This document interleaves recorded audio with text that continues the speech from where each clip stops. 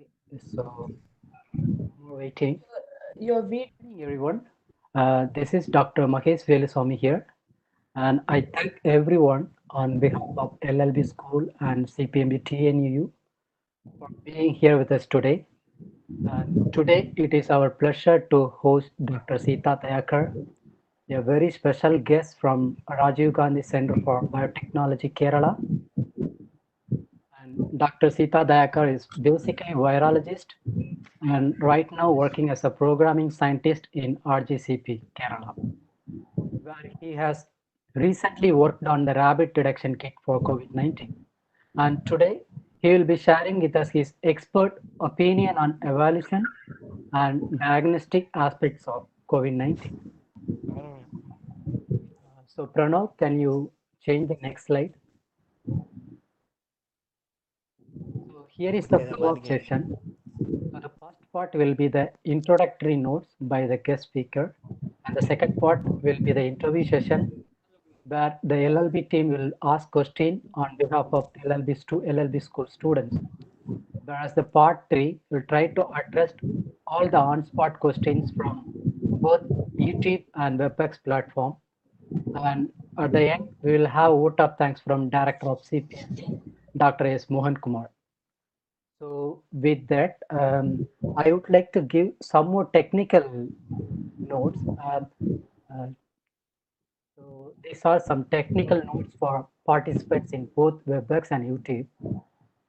So for WebEx participants, other than the interviewers, you can kindly turn off your webcam and mute your audio to have a better webinar session.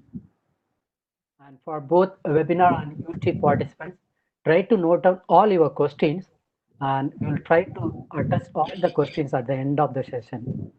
And the participant in WebEx, you will be always in mute mode. So if you have any question during the question section, be request to use the raise hand option for asking any questions.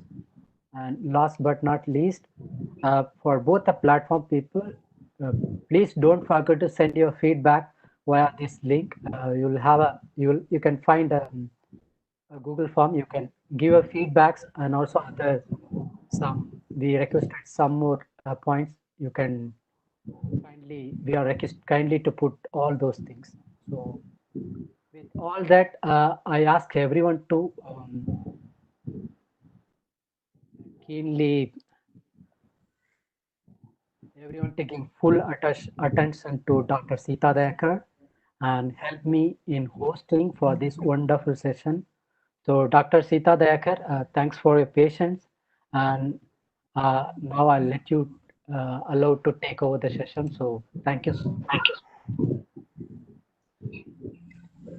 Yeah, thanks for giving an opportunity, especially LLB school and TNAU. So basically, I'm a general, virology. So which I got my master degree from Venkateswara University, Tirupati. Later on, I got a senior research fellowship in NRC for banana in a nation agriculture technology project that is funded by Indian Council of Agriculture Research. Basically, in that project, we have developed diagnostic kit for bunchy top virus. I think mostly those who are working with the agriculture and horticulture, they might aware what kind of incidents in bunchy top usually that will lose the yield and other stuff. So in part of that work, and we have developed a ELISA-based kit to detect bunchy top virus, which usually it happens in hilly areas. So you know the importance of that, wild banana, which usually they used to use for Ayurvedic and other stuff also. And we have raised polyclonal antibody against the bunchy top virus. That time we don't have even animal house facility in NRC for banana. Then we have to move to Sugarcane Research Institute, which is close to TNAU. There we have developed polyclonal anti-serum. There we failed. Then again we have to move to IRI Delhi with our stuff.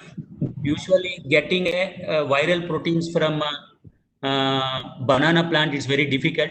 So due to phenolic compounds and other extracts, so we have propagated virus in a tobacco plants, that is alternative host.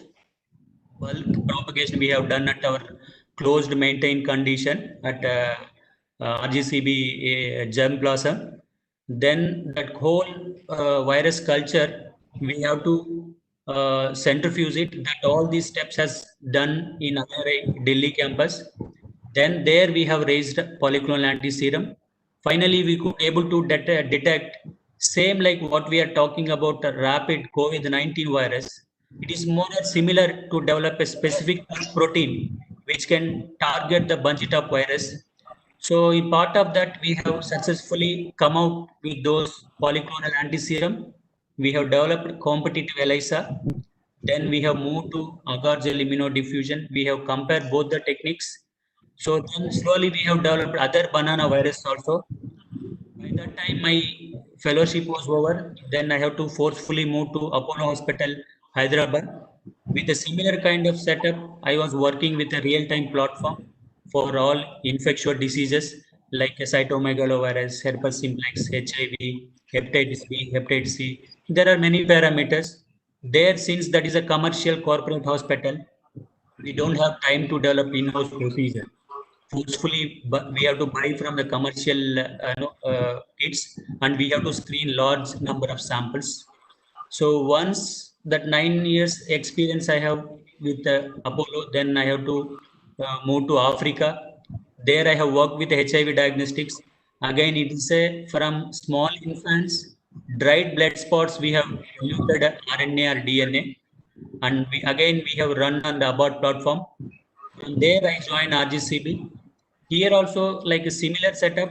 Here, since there is a research platform also, we have developed here and commercial kits. Both we have validated. Here also, we have done many viruses in-house protocols: respiratory syncytial virus, H1N1, and human metapneumovirus. These are all closely associated with SARS-CoV-2. So part of that, we have published a few articles in virus disease and the current infectious disease report. H1N1 also, we have developed one in-house kit which can multiplex with the pandemic influenza A and B. That is also in-house protocol, which has been cross-validated with CDC protocol. So now we move to COVID, and we have developed rapid kit with our great team and with a partner of business partner. So still we have to get approval, still in the process. This is my journey from Bunchitop virus to COVID-19. So I have experience with the plant viruses. So there won't be much difference with a plant or animal or human. The system is the same. Since nobody cares about the plants, maybe they're not much interested and attention in the system of a plant disease, especially few pathologists. And when you get a funding, you do research, then ideally, you do some field trials. So since it's a human, if you get a HIV, people are scared. If banana will get a Bunchitop virus, they'll pluck off and they'll throw it. So in part of that, I have experienced many things in Bunchitop also. I felt like working plant system is much better than human system. So, yeah. Yeah. This is my basic experience where I have struggled my 10 years. Then part of that, I have registered my PhD in Usmania University, Hyderabad. Then I was working with some other single nucleotide polymorphisms. As part of PhD, I have switched out to coronary myocardial infarction. There I have screened few mutations with a case control study. So now I am working full-fledgedly with here with Rajiv Gandhi. Part of that, and we have developed some in-house protocols, and we have accredited with the NABL. I think you might have aware of the accreditation. This is a National Accreditation Board laboratory for calibration testing. This is the standard where you can go through different process, right? Pre-analytical, analytical, and post-analytical. We are strictly following for ISO 15189/2012. This is the requirement for any medical laboratory which you want to make a standard and follow the complete management and technical requirements. Every year, the audit will come from NABL. they will check out our all process from sample collection to patient reporting. From that point onwards, they will randomly check and they'll give these samples to the technical people and they'll retest it. When we have a part of proficiency, testing, we used to send samples from one lab to other lab to get a validation whether our quality is maintaining properly or not. Based on that, we move on to the testing and other stuff. Now, this is my basic, work where I does. Mainly now I'm mostly with the development and the quality control and other things. Now, as since SARS-CoV-2 is everywhere across the globe, no, each and every corner it is like, I don't know what to say, but our immune system, many things are happening. So now we are in a busy process with the testing. Yeah, that is my brief introduction. What? Yes. Sir, I have a question. Like Bunchy Top virus has a carrier, which is the black aphid, and you can say about mystery about the carrier in human. So, can you say a few words about it? Yeah, banana aphid that is called aphid Pentalonia nigronervosa. That is called as a banana aphid. Basically, what it does, it will mainly go into the midribs and it sucks the soup and it will jump into the other plant. There again, it does the persistent manner transmission. So there is a vector and plant transmission. Still, there is a mimicry. There are some proteins are mimicking. There are this is a circular single-stranded DNA form, Bunchy top. I think Queensland University they have done full-length sequence. That time we don't have 2000. We don't have much this whole genome sequence and other stuff. Probably after that I didn't go through that virus completely. Probably if you can see the complete whole genome sequence, probably how much percentage is like banana aphid, that black aphid, Pentalonia nigronervosa is contributing in a transmission. So until then, I don't have much deep knowledge to that. Yeah. Now we don't like for in this COVID virus, like we don't have a carrier. Isn't it right? We don't have a Yes. vector for Yes. transmission. Yeah. So No, that is very surprising. no, actually, we have a spillover. That's what now the thing is. In when 2002 and 3 in China, that spilled the virus, then that civet has carried to the human. This is what happened. Then later on, MERS-CoV again a bat, then it went to the camel, then it transmitted to the human. Similarly, now this is a new variant from bat, whether it's a Mongolian or turtle, to it somehow it reached to the human. So their missing spillover is still mystery. If we can find and get the clarity about that 99% or 98% identity sequence across the globe, probably we can say something about the transmission. So, but source is bad. The reports already, like many research studies, they have already announced. But three situations, the source came from bat, but intermediate host, especially for SARS-CoV-2, still it is a mystery. That's what, in my point of my opinion, latest publications and studies. So, sir, I have a doubt. How do you think this is going to influence in bringing treatment or the strategies to combat this virus? So, since we don't know much information about the vector and still there is mystery about it, how do you think this will influence further studies on this virus? Like, what is going to be the real problem because of this? Yeah, now there is one, when I talk about the vaccines, so there are multiple groups are working. Even Oxford, they're working with the Serum Institute of India. They have developed the vaccine, but thing is the vaccine still shielding only pneumonia, not COVID. That's what recent study says. Okay. There is another group, WASN, CSIRO. Australia and ICIB, they are also working together. So there are different areas they're working, vector related vaccine and adeno mediated vaccine and peptide vaccines. So ICMR is collaborating with Bharat Biotech and they're doing like a recombinant vaccine.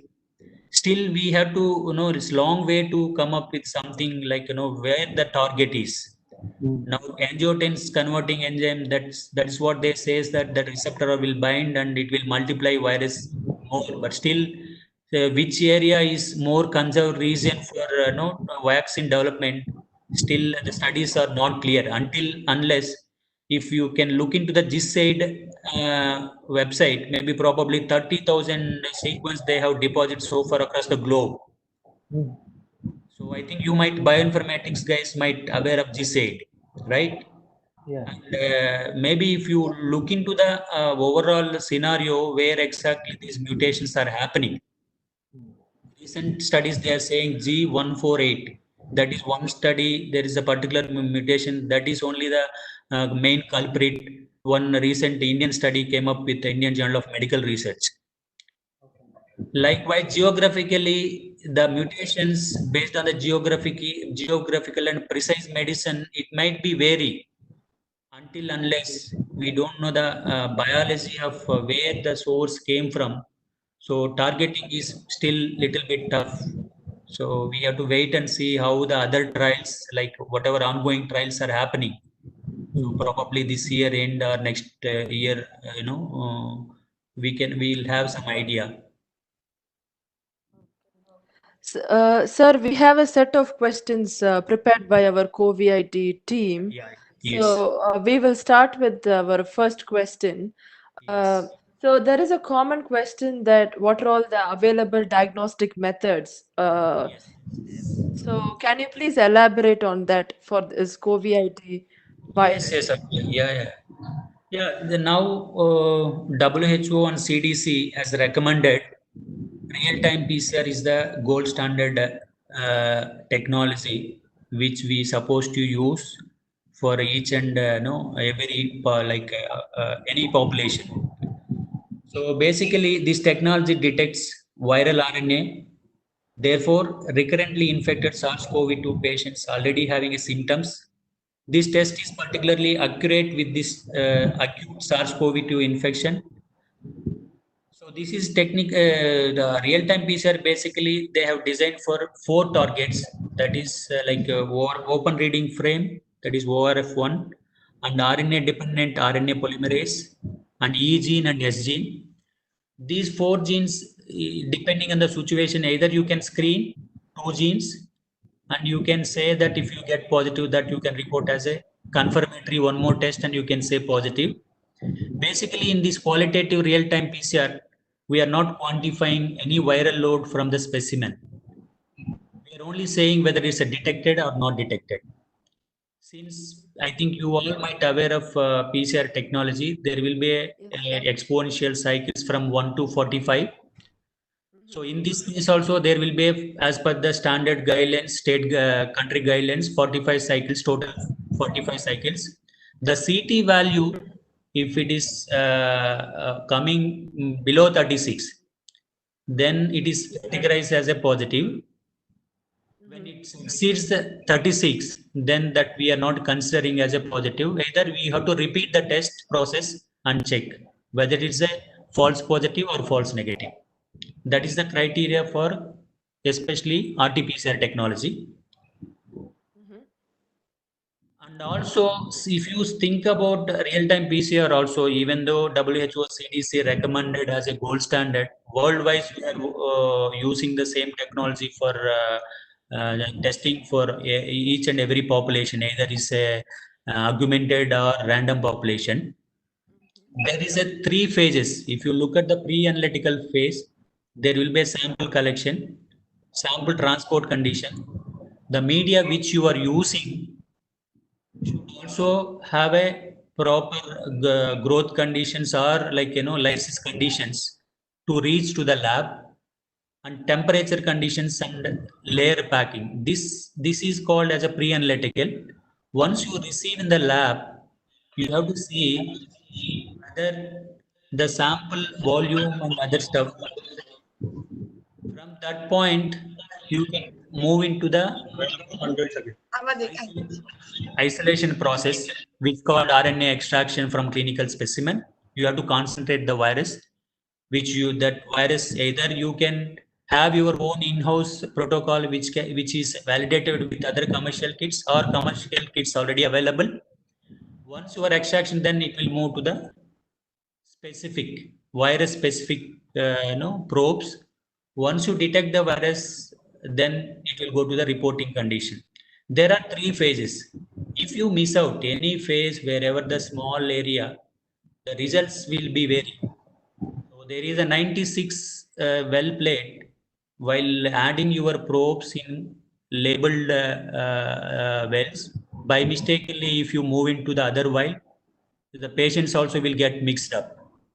The person who is working should also have a competent to carry out this system. That's why NABL says that whoever the kits what we are using, before you deploy into the real platform, you should have a lot-to-lot verification and equipment verification. Then the personnel should also have a competent enough to carry out the test. These all criteria should meet, should give a proper results. So when you work, not only go with any virus, any test which you run at the lab. This is basically, there are bottlenecks and challenges in a real-time platform. If you ask about the sensitivity and specificity, it's a 90%. There are n number of commercial kits already. It's boomed up in even in vitro diagnostic US FDA approved. Almost 60 commercial kits on emergency basis they have approved. In US recently they have developed one Abbott platform, so which they got. I don't know whether it's a positive or negative. Finally, Abbott says that there is a problem with the medium, viral transport medium, not the sensitivity issue. Okay, sir. Sir, can we use ELISA for screening coronavirus patients? And is it widely used at this point of time? Yes. No, then I think now this is like a time bomb where we can talk about real time. It will take 3 to 4 hours. Then there will be a shortcut procedures also. So different people came with the different timings, like 1 hour or 1.5 hour. That's why now people want to switch over to rapid kits. If you talk about more rapid kits, they're again antigen based one. Then again it targets to the specific protein, whatever like a spike protein, which is more important in COVID-19 process. So that when you develop a rapid kit, there are many things are involved in the development of kit also. So you should have a proper that membrane drying process and the buffers pH process. Usually for rapid kits, it will take only 10 minutes to get the results. So many people, they are not aware at the point of care level or technical level. When you drop your sample serum or saliva, whatever the optimized specimen, if within 5 to 10 minutes, if it's not giving results, you have to just invalid the results. But even though people will keep for a long time, and then it will give a false positivity or negativity in antibody kit also. So similarly, it happens both antigen also. So, but the antigen kits is not necessarily required when it get infected in the later stage, because only antibody will rise in later after some time. The body immune system react to the virus can be measured. Only antibody produced specifically to fight against SARS-CoV-2. And one more thing, ICM antibodies will start producing once you get infected any patient from 3rd day to 35 days. Whereas immunoglobulin G also starts 70 days, it will go on after 42 days. So that's why antibody test, basically you can see the infection, reinfection, and vaccine development, whether their immunity is good, further they need to have a vaccination or they don't want. These kind of things, it is good enough to go with antibody. But what my point of view, that it should be complementary each other. So when you get a antibody, so can I have 1 minute, please? I am getting one call. If you can interrupt me 1 minute. Lakshmi. Sure, you can. Hello. Hello, Lakshmi.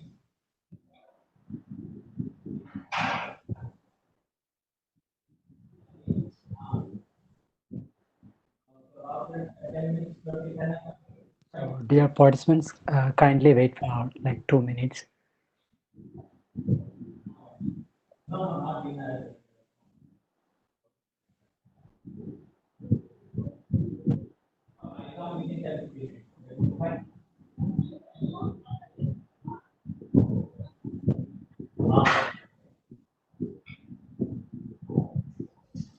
Yes, please. So I Sir, got some call.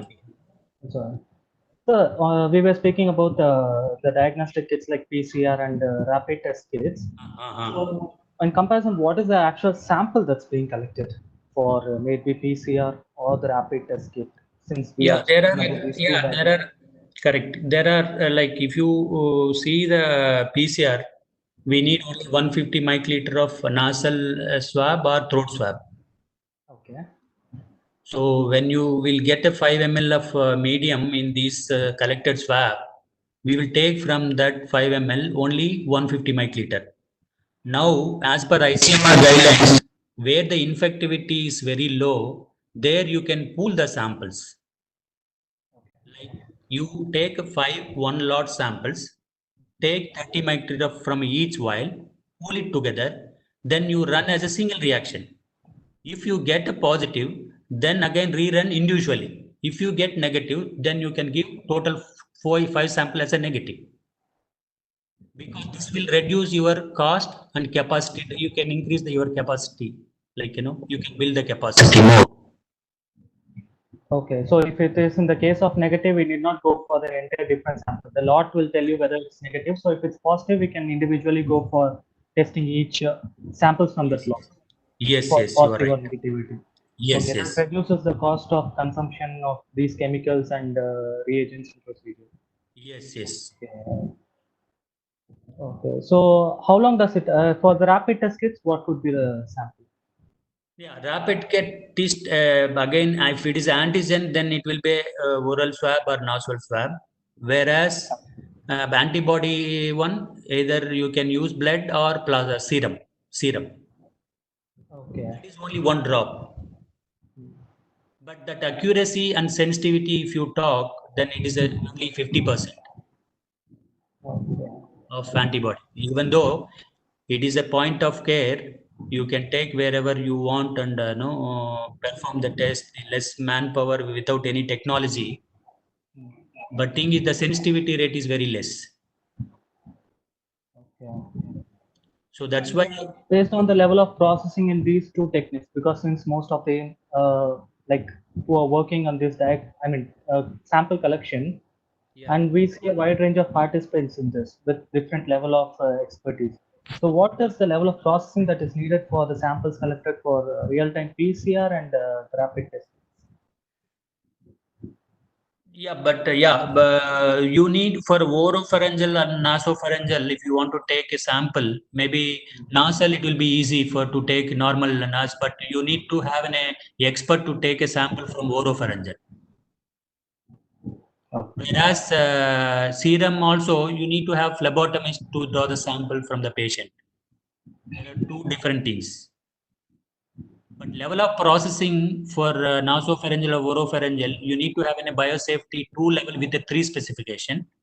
That level will have a viral burnout and HEPA filter for personal safety and the patient sample as well. So that sample process will keep going on in a 3-room strategy that is called unidirectional workflow to avoid cross-contamination as well as personal safety. To avoid aerosol formation, you should have a personal protective gear, everything. Whereas a rapid kit, you might not require all these things. You can just go with a drop of serum to strip and wait for 5 minutes. And just you can go with a normal latex gloves. Sir, Considering the volume of the cases, which one do you suggest? Like the rapid kit is better, test kit is better, or ELISA is better? Yeah, ELISA is more sensitive than rapid. But comparing the duration it takes to get the results, and for the preliminary screening, which Yeah. one is better? We have to talk about sensitivity and specificity, whereas ELISA, the sensitivity and specificity is more compared to rapid. Rapid maybe you will get it within short time. So if you get a bunch of samples which is already known, which is already negative, if you can run it on ELISA, maybe you will get more accurate results than rapid. Probably, yes. Yes, sir. Yeah, please. Please go on. Yeah. Yeah, probably maybe this antibody, that's what we can do it in a large scale screening. Those who really have a immunity levels, whether you want to check again COVID-19 for vaccination, some epidemiological research, some treatment interventions, we can deploy these things. But it will be complementary for no, if any other, like suppose if you are getting a negative in a real-time PCR, since already IgM or IgA raised, then that is the case, you can go with the antibody. If here you get a positive, probably it will be complementary for PCR and antibody. So likewise also can use, but this pandemic conditions, I think, altogether to require to know exact results, whether it is a positive or a negative from clinical point of view. Sir, It's do you have for- a different detection strategy for or a method for differentiating the or to diagnose in case of asymptomatic patients? Yeah, asymptomatic patients, yes, same PCR can be done. So there is no separate technology for asymptomatic patients. The existing procedures, probably we can screen the asymptomatic patients also. PCR can detect. Okay.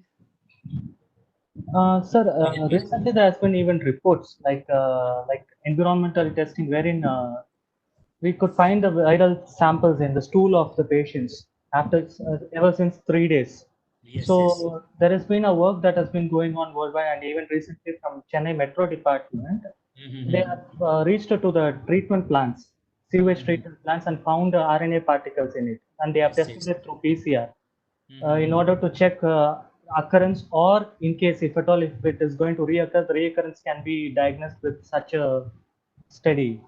So how do you think, like how reliable is such studies, like what it could tell? Because Yeah, even in recently Amsterdam, the case which they reported one positive case in airport, after a week they got positive in sewage in Amsterdam, Netherlands, probably, if I am correct. Yeah, So yeah. there will be a chance of contamination through sewage, but thing is, it will be there remain for a few days, or no, still studies has to come up, because we cannot say whether days or months. But there should be some treatment, sewage water treatment like a chlorine or whatever, highly like effective treatment. Until then, if there is some flood water mix up, some awareness programs they have to put and to go there, and no, those areas has to be restricted. but the PCR could not distinguish between the viable and the non-viable viral particles. Is it? Yeah, it will be. No, it will detect. It can Yeah, distinguish between non-viable, viable and living and non. non-viable. Yeah, non-viable, probably the copy number will go down. The CT value will be vary. Whereas a viable, you can see the CT value is coming bit early. Okay. Yeah, you can So CT value could tell that there is lot many particles in it, viral load unit, so it's multiplying in a very high rate. So it will give correct. the Yes, much yes, higher measure in a very short time itself. yes, correct. Okay. Sir, do you think the PCR detection method is more expensive than the rapid test? Yes. Yes. Uh, Real time. Yeah.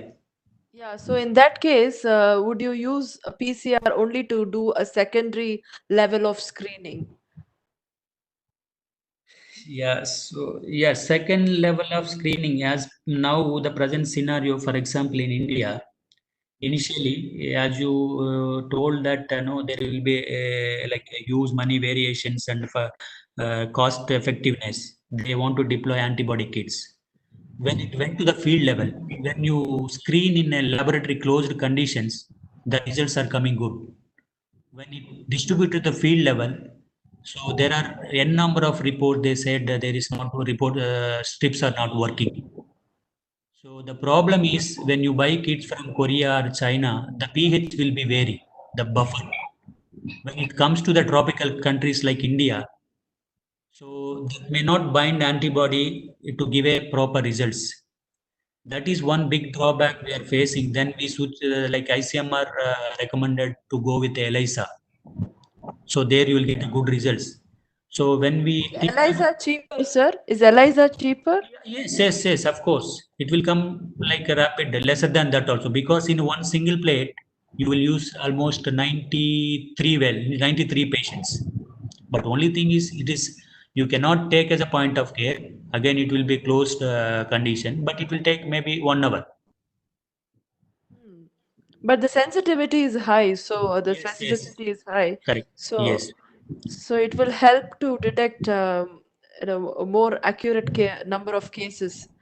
yes, that's true. So if you'd like to put it in order which you would go for, in the order of preferences, which test you would give high Yeah, score and a low score? obviously, I'll give real-time PCR because now, as a pool system came, Hmm. pool system now we are going with the 5 samples. Even though one reaction it costs around 2,000 to 2,500.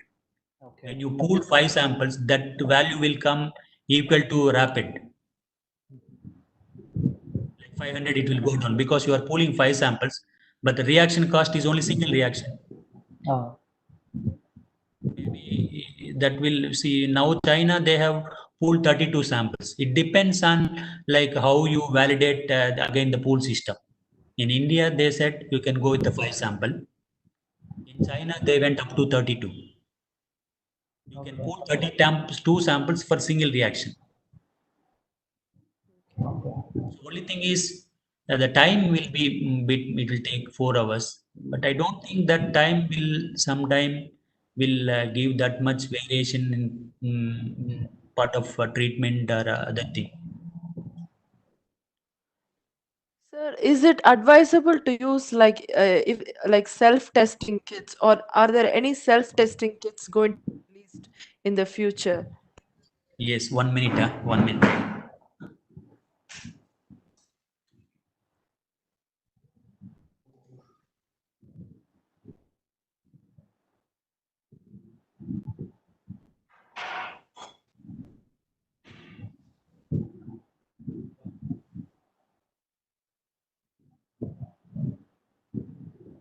So participants kindly wait for 2 more minutes, and in the meantime we are taking all your questions which will be addressed at the end of the session. So keep posting your question.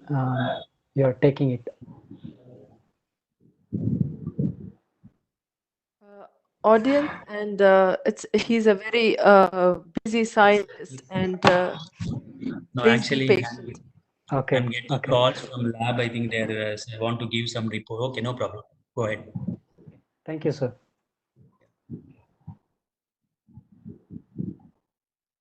Hello.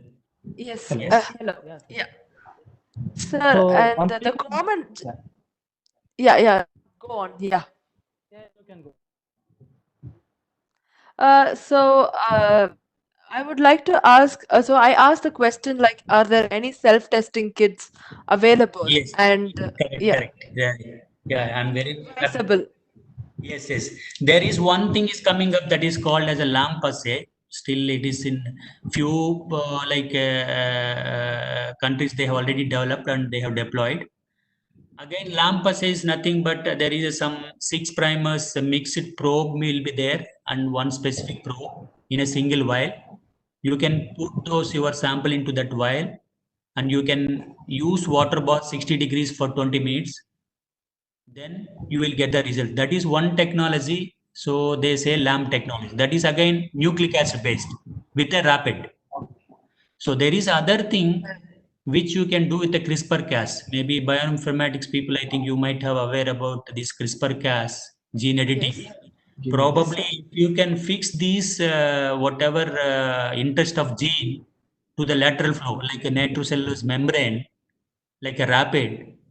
So this can also be used as a rapid technology in a home. You can put it in a paper fluid. You can give it to the home. There itself they can do and check.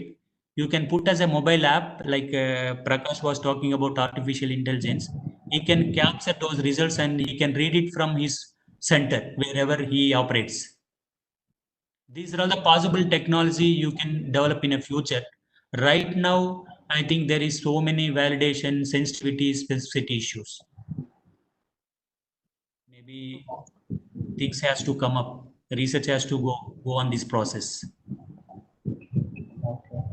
So, sir, actually, while we were speaking about the PCR, I mean, like, what is the average amount that is incurred on testing through PCR? You have already mentioned for Yes. PCR, but what would it be Yes. for an average for ELISA and test kits?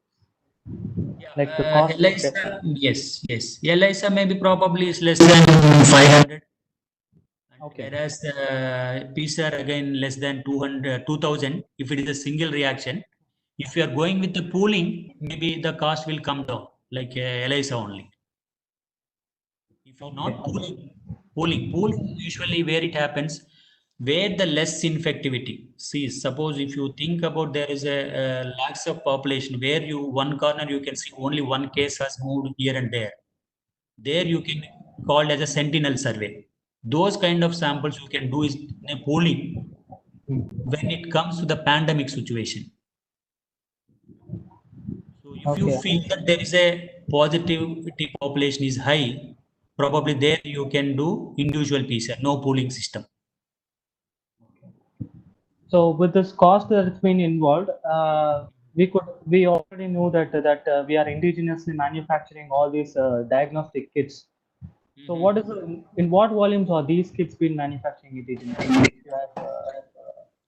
If you could tell something about that even. Yeah, it depends. Like, see, we were like importing again, in especially for Indian scenario, we are again getting BJ Genomics, that is China company, and one is Altona Germany company, and ICMR also made CDC recommended cocktails. So they have designed 3 primer probes in a 3 different cocktails. Again, you have to buy small reagents here and there, put it together. The problem is when you run the show in a real-time testing, if you take A and B and mix it and you put your sample, it's easy for technical. If you give like a research, like 5 cocktails to mix it, there the contamination chances are very high. So again, there is some like, if you screen many hundreds of sample, probably there you need to have a ready-made cocktails rather than mixing many vials putting together. They're missing, yeah. These things mainly, the like ground level, in lab level, errors will happen.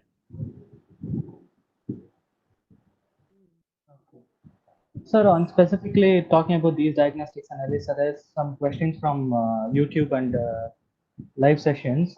One Okay. such question is, how can ELISA test help in diagnosis of coronavirus patients? I mean, it's mainly used for diagnosis of HIV, AIDS. Mm-hmm. So how can Yeah, ELISA nice. test help in diagnosis? Yeah, HIV, if you see the conserved region, which is a gag or pole or envelope, they have targeted like P50 antigen. So that particular antigen, they will raise the antibody, and when you put your antigen and you coat your antibody, then it will go and bind. Likewise, now spike protein or RNA-dependent RNA polymerase, there are crucial proteins which involves in SARS-CoV-2. That particular specific protein, the commercial companies are raising antibody and they are screening with a regular positive samples. When you get a positivity, that is specific for that particular virus. Only it is a single nucleotide variations. If you can see the recent, I think some BioVarex, there are a number of papers. They are saying only single nucleotide polymorphism variations, G145G. Even I am poor in maths, but some G145, some variations, mutations. That conserve reason we have to take, and we have to get an antibody, recombinant antibodies, in a large scale. That antibody we can use it in a ELISA, but it is like similar to HIV. So only thing is the protein is specific for that particular virus, COVID-19. Then in SARS-CoV. cases like this RNA, in case of like coronaviruses even, it's more prone for mutations, right, sir?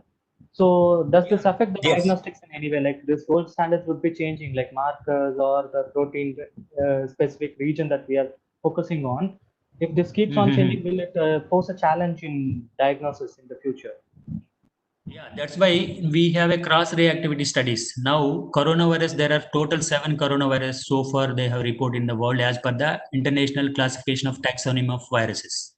Out of that, when we do develop any kit, we have to cross-react with those particular antigen or antibody. When whatever interest you are developing a kit, you have to put your specific antibody and check whether this antibody is reacting with the other members of the same group. If that is the case, then you have to go for specific monoclonal antibodies and see the cross reactivity, how much. If you are not getting any cross reactivity, then you can deploy. But thing is, you are taking as a conserved region, even though mutation happens, the SARS-CoV specific conserved region, you can target it. It is not like every mutation you have to go with some specific formulation. Sir, in that case, like monoclonal antibodies are much better. Yeah, yes, correct. Okay. Sir, another question, like it's a general question, like we keep getting from people like through media also, like for how many hours like viruses live in the infected surfaces? Yeah, that I think there are many studies. They says that in air 3, 4, 5 hours in a surfaces. It depends on the spit load the person is spitting. Suppose the guy who is COVID positive spitting on the surfaces with heavy load, maybe that can stay for long, maybe days. The viral load is less, probably it will go off. So recently, I think one paper come out from New England Journal of Medicine. In a year, how many hours it will stay.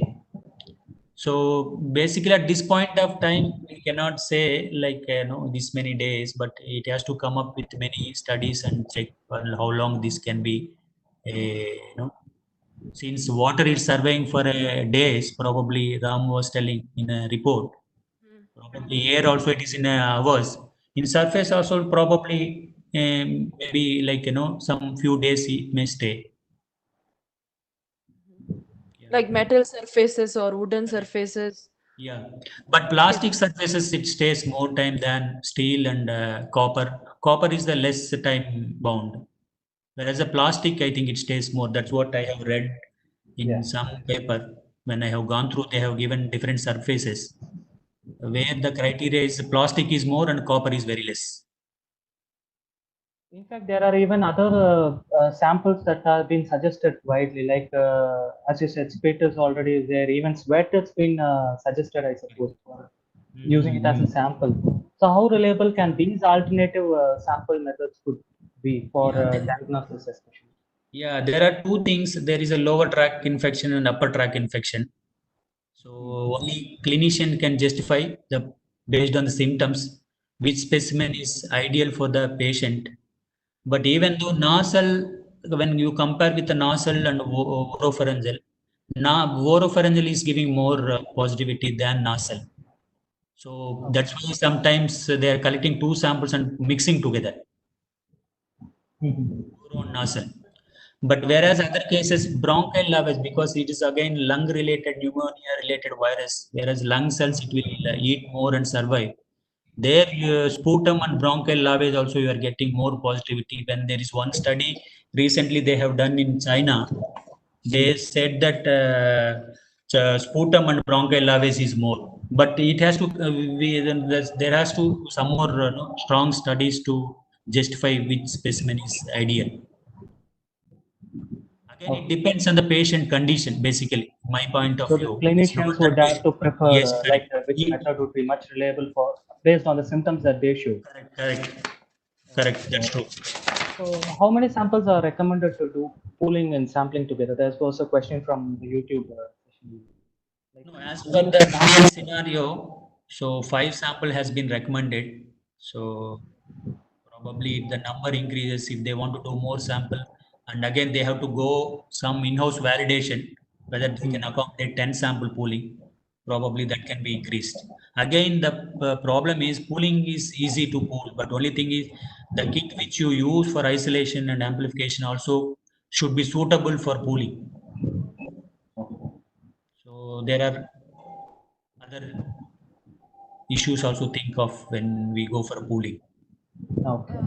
Sir, something which we haven't, I think, talked about. Can you tell us the pipeline from the sample collection that to the diagnostics that would reach, like until the samples are collected and reached to the diagnostic lab?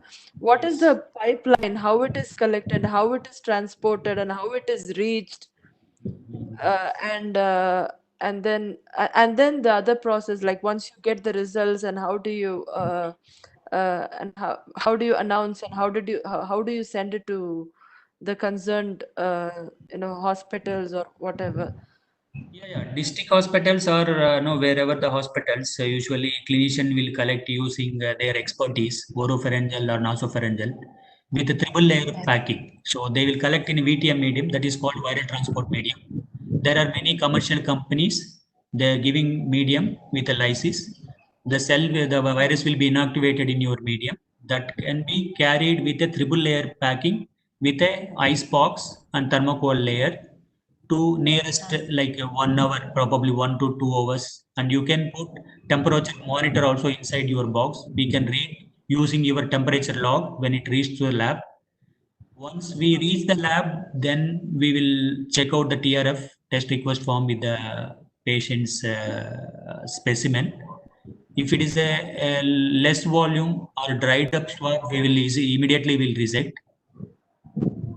Once the sample condition is good, then we will go for a processing. Like we take 140 microliter based on the requirements.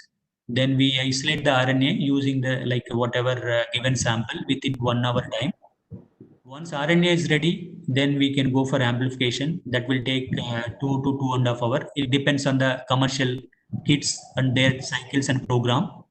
Once the result is ready, as I told, there is a criteria as per the national guidelines, the CT value. Again, it vary based on the kits, 1 or 2 cycles. Then we'll report to the state and country authorities, like whatever we are getting results based on the specimen. Then reports will go to the cloud-based online system. This is called pre-analytical and analytical and post-analytical. Yes. Sir, actually, we are restricting right now to the questions that are from the diagnostic side, since you have some expertise, and we need not want to take much of your time as well. Correct. Remaining Yes, questions, I think, can be taken through mail, or we can address to the. Thank you very much. So we would have put on some more questions on sir, since those we feel like it should be. Yeah. So one question is from: is there any nano product based kit for biological sampling? No, so far, no. Maybe their studies are coming, but so far there is no. Colloidal gold nanoparticle, that is rapid one. That is colloidal gold, which they are using widely. That is colloid based nano gold technology only. Yes. So Divya, do you have any questions? So this someone asked, like, there are people with asymptomatic features. In those cases, do you have an idea, sir, how the immune system works? No, basically, so this is a kind of what you called immune system is not familiar with this virus so far. Basically, it cannot defend itself optimally. In order to survive, virus has to replicate inside the body, like the host cell. It has to take host cell. It virus will dock itself to the host cell using a special protein. If at all asymptomatic patient might have reached symptom phase within like 3 or 4 days, not more than that. The asymptomatic patients, mainly the frontline workers, those who are closely with the patients, dealing with the patients, only those kind of population we are finding out asymptomatic patients. Whereas maybe few cases, I think we have to go with the case study. Until then, we cannot comment at this point. So how this asymptomatic? Maybe there will be some group. We have to look into their precise tech, like how it happened. It's happening.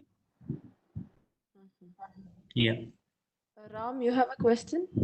Yeah, actually, on speaking about rapid test rate, we have spoken that it's within 2 to 3 hours, if we take the test, that could be a reliable one.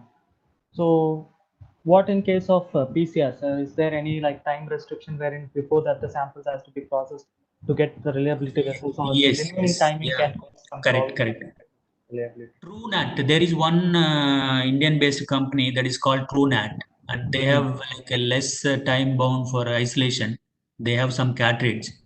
Once they'll get the nucleic acid, they are immediately going for a testing process that took only for a 1 hour process. That is one thing.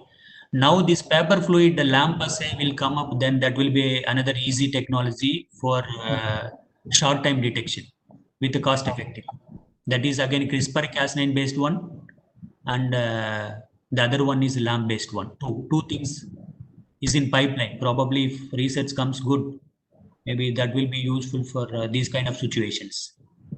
Okay, and in fact, even one question based on the safety levels that has been taken while one person is testing or handling the samples, right from the person who collects the test samples to one who is processing and uh, testing for the viral particles. What is the level of safety that has been taken on each step? Yeah, that is called biosafety 3 with 2 specifications. So you need to have your personal protective equipment like complete gown and goggles and helmet and latex gloves and gum boots while processing the samples and extracting.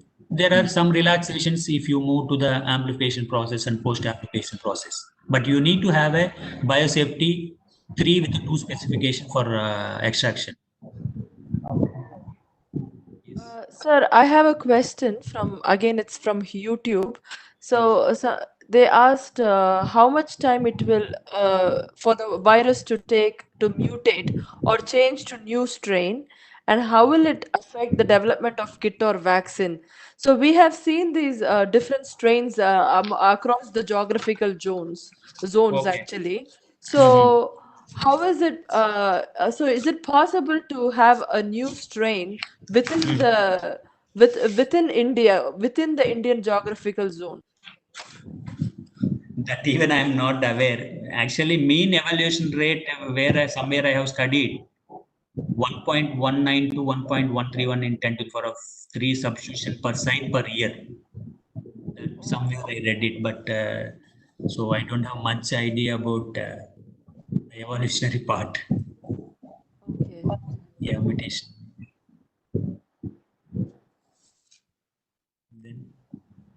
Hello, sir. Sorry for the interruption. I just problem. want to know how many more questions we can take it. We have 5 more minutes because we started like 15 minutes late, so we can take 2 more questions if you don't. Yeah, actually, yes, you can. I Sir? have to go back to Yeah. again. Yeah, I have to go back. Okay. What? No problem. You can. Yes. Yeah, please. Okay. So there's another question like, is asymptomatic conditions are more serious than the symptoms? No, they're not really. So no, both are like not that much serious. So asymptomatic also they have to pass through the symptomatic at one point. But again, if they have any other complications, like if they have other than COVID, like diabetic and other issues, probably that has to be again clinical oriented question. I don't have much experience into those areas. So there is another nice question, like how the sample wastes are taken care of. How some can please repeat? Can you please? Like how the sample waste. So I mean, Yeah.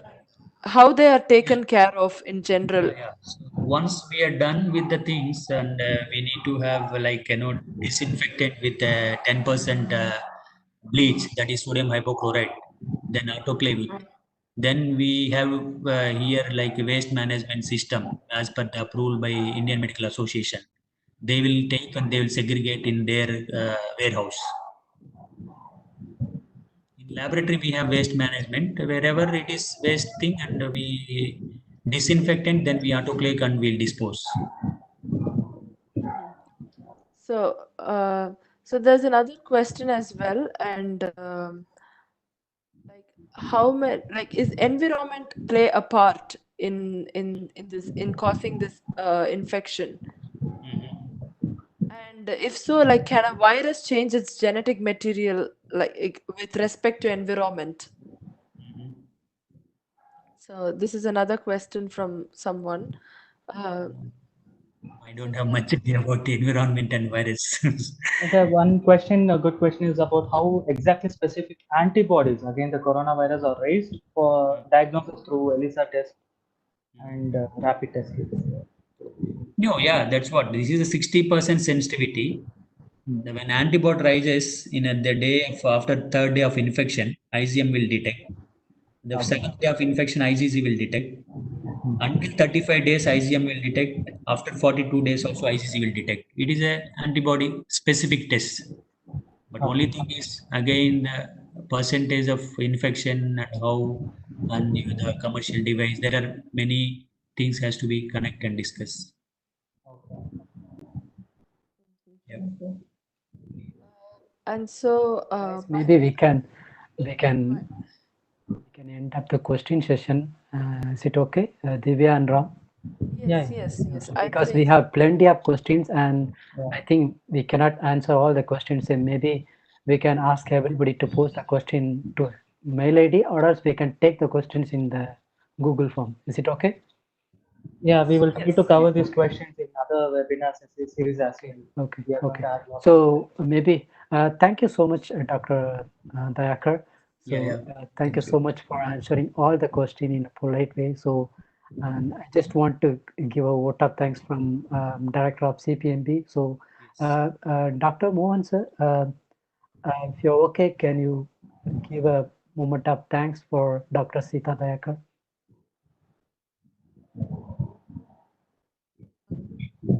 I hope Mohan sir is here. Hello, sir. Hello, sir. Hello. Hello, sir. Maybe you can introduce yourself to Dr. Sita Dayakar. Is it audible? Yes, sir, it is audible. Yes, sir. I am Mohan Kumar, Director, Center for Plant Molecular Biology and Biotechnology, Tamil Nadu Agriculture University.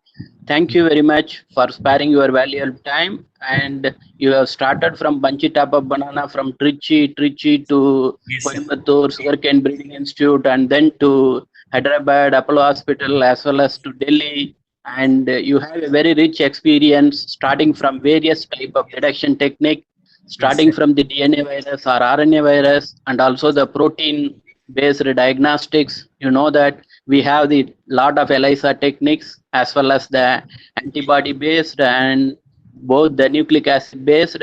And so this is a very wonderful situation for the virologists, plant virologists, to teach the medical professional on the detection and diagnostics in most of the hospitals. And TNA also involved in like that, teaching some of the hospital persons in diagnostic setting of RT-PCR, etc. And this is a very wonderful opportunity for the students of both biotech as well as bioinformatics. And there is a very overwhelming response from the students. And in your detection period, you are able to spare around an hour for us. And thank you so much for your valuable time. And also I thank Dr. Magesh, Dr. Divya, and Dr. Ram for sparing the valuable time through the LLB school. And this is a very good initiative. And thanks to Dr. Jnanam ma'am, Department of Bioinformatics, originally initiated this. And this series will continue. And many questions are in the web, and they will direct to Dr. Magesh or Divya, and they will send it to you or to the other experts, and then we will get the more answers for this, because it is a very complex field, and this is day by day there are a lot of advancements are coming, and many.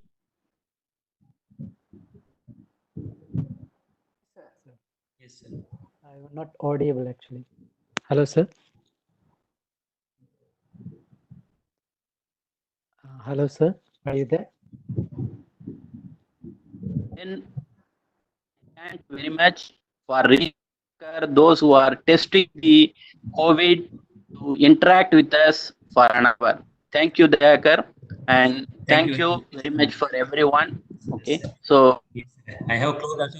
for Yes, sir. in the Yes. COVID situation, so you are here, and I think hope you will be enjoying this webinar, and your knowledge will be expanded, and you please try to understand the spike protein or E protein or any kind of other diagnostic areas in which the mutations occur, so that we are able to trace the COVID detection technologies until, as Divya pointed out, so it should be come as a individual basis, as like a pregnancy test is coming. You can buy it from the store, you can test it like that. A day will come for COVID test also. We'll hope for that. Thank you so much. Okay. Yes, sir. Thank you so much, sir. Thank you so much, sir. Thank you very much. In the meantime, Dr. Jnanam, if you don't mind, you can also give some words about, I mean, you can Yeah. vote of thanks for Yeah, definitely. Yeah. I profusely thank the speaker, the famous virologist and the program scientists from Rajiv Gandhi Center for Biotechnology, for hosting this, conducting this webinar and the interview session on rapid detection kit for COVID-19. His answers explains his experience, in detecting against sparing your valuable time for an hour to be with the participants to clear many of their doubts. I thank Dr. Divyashree, Dr. Ramesh, and Dr. Ram for organizing this in a professional way. Very nicely, they were taking the questions, and they were posing the questions and getting this answers.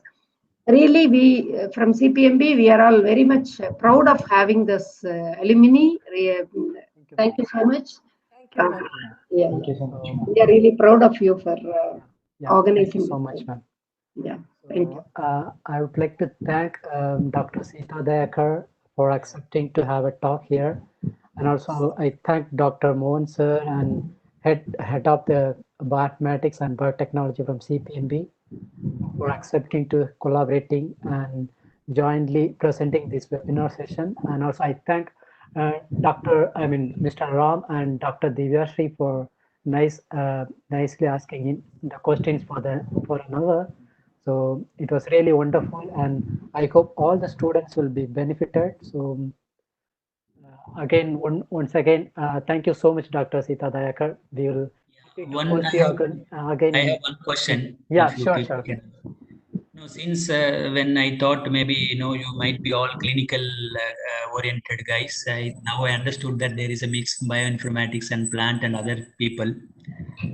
So probably now world is moving towards to COVID, mainly in bioinformatics area. I have seen a couple of papers. They're working on, like, if you see the GIST from there, they're taking sequence and they're looking at the target mutations. So why can't you people also can take an initiate? So can go through the studies how they are docking and this protein dimensional or whatever, because I'm not familiar with the dry lab. Probably you guys can come up with some novelty, so that can useful for vaccine development. Maybe whether it is a recombinant or vector mediated. Sir, So I there think is in that note there is a talk tomorrow where they have done some in silico analysis to identify antiviral compounds okay. using homology modeling. Uh-huh. And yeah, if you are interested, you can also join Join. for the Yes, talk yes, tomorrow, yes, which is at yes, 6 p.m. yes, yes, yes. And it will be given by Dr. Arun K. Shankar from Yes, yes. Krita. I have seen the poster. Yes, yes. Okay then. Thank you. Most Thank you. welcome for this. Thank you. as well. Thank you, sir. Thank you. Thank you, Ram and Divya and Prakash, especially for LLB and CPMB. So CPMB, I'm like, I have, a little bit relation. It was in 2000. That time, I think Professor Kannayan was there. I think he was the VC. Yes. I don't Yes. Yes. remember. Yes. My director was Dr. Satyamurthy. He's from Namakal Horticulture Station. Maybe Divya might know. Yes. I Yes. have my batchmates Ramesh and yes, He was the Ramesh. dean actually. He was the dean at that time. Yeah. Yes. I was under him when I came for interview NRC for banana. Mhm. I can talk because I have only one train from Tirupati to Tiruchi. That is Meenakshi Express, Madurai Meenakshi.